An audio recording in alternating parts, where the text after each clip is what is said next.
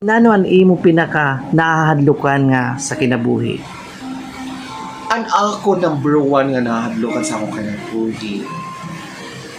Diri sa pag-aro, kay gunman talaga, nga tikad tugod man talaga ang tanan, ang pagkawara ang akong pamilya. Kay masakit talaga kalugaringon, nasakitan kit nga ni naging lakit itong panamawara ang atong pamilya. So, hanggat aada na itong pamilya, ikipakita natin ang atong pag-respeto, paghigugma, ng pag-ugop haira, kutob, simpa nga ni, katapusan han aton mga kinabuhi.